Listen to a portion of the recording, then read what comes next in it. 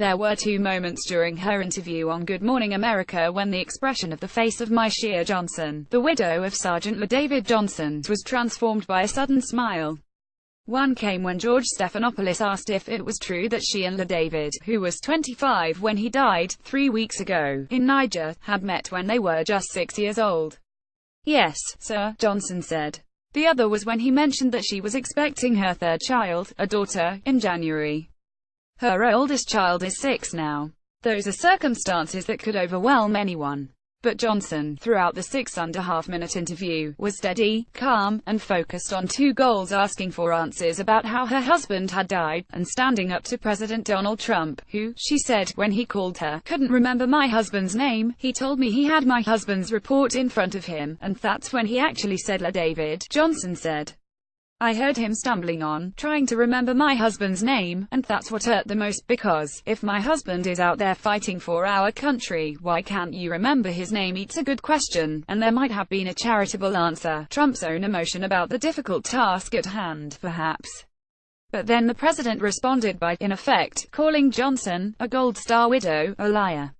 Soon after the Good Morning America broadcast, Trump tweeted, "I had a very respectful conversation with the widow of Sergeant LaDavid Johnson, and spoke his name from beginning, without hesitation." There were no accompanying words of compassion for Johnson, who said that the call made me cry even worse. Beyond the lack of empathy, this is a steep escalation of Trump's claims that Representative Frederica Wilson, who was in a car with Johnson during the call, and said that the president had not been respectful, had totally fabricated her account of it. Trump has taken to calling Wilson wacky. His chief of staff, the retired General John Kelly, called her an empty barrel in a press conference last week, and put out a story about watching in disbelief as she grandstanded during an FBI ceremony a number of years ago, a story that was, as a video of the event proved, demonstrably false.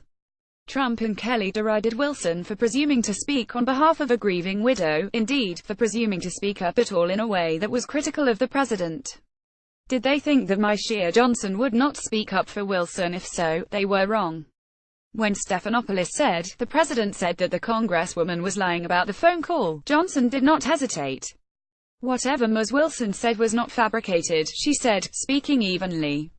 "What she said was 100% correct. It was all on speakerphone," she said. "Why would we fabricate something like that?" The Trumpian answer is that, if it makes the president look bad, it must be a lie. Johnson, like Wilson, said that the president told her that her husband knew what he signed up for, but it hurts anyway. As she recounted that, she gave Stephanopoulos a quizzical look, as if wondering, not for the first time, where Trump had been going with that. She continued, "And it made me cry, because I was very angry at the tone of his voice." Wilson said that the tone sounded almost like that of someone making a joke. Kelly, in his press conference, suggested that Trump's statements might have been a mangled version of words that Kelly had found comforting when his son Robert died in combat, and had repeated to Trump when the president asked for advice on the call. Perhaps Kelly, knowing his customer, should have skipped the more philosophical notions and drilled in on the basics. Make sure you know the name connect. It is telling that what Trump saw as his nice conversation with Johnson was apparently one-sided. She told Stephanopoulos that she just listened while he did all the talking. And, if you get it wrong, be honest about it, don't lie.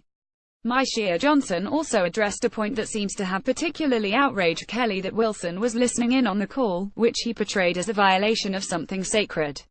It was an odd complaint, given that Kelly himself had listened in, too, but Johnson put it to rest with a reminder that she was an actor in all this, rather than just a symbol.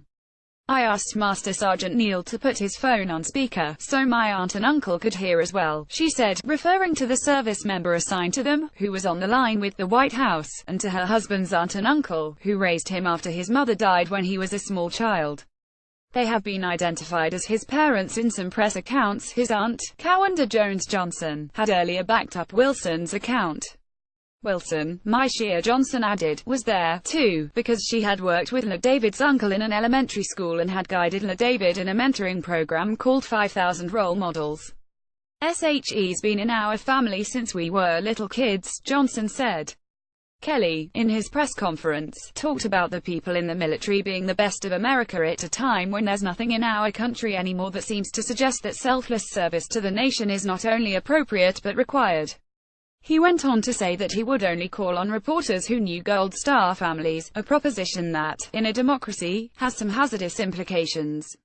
Similarly alarming was a statement that the White House press secretary, Sarah Huckabee Sanders, made last week, suggesting that Kelly's former military rank exempted him from certain questions. There is great selflessness and valor in the military, but there is heroism, too, in running mentoring programs and getting kids through school, becoming part of their families in a way that can also be regarded, to borrow Kelly's words, as sacred. In the video of the speech that Wilson gave which so offended Kelly, she asked members of law enforcement in the audience to stand up and be honored. It is hard to know what bothered Kelly about her appearance that day.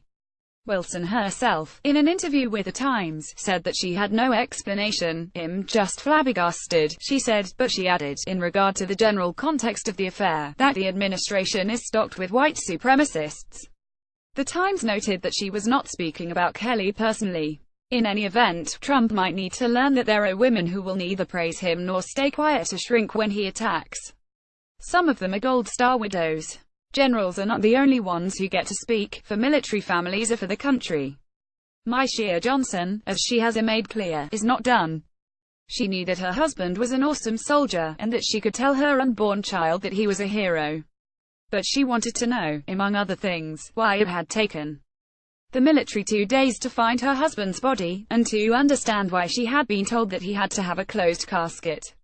"They won't show me a finger, a hand. I know my husband's body from head to toe," she added. "I don't know how he got killed, where he got killed, or anything." There are larger questions about the mission in Niger, which, according to an NBC News report, may have involved operational and intelligence failures. "Are you confident you're going to get the answers you need?" Stephanopoulos asked. "If I keep pushing for them, I will," Johnson said. No doubt she will push, but this might also be the moment for Congress and others to give her some backup. She's earned it.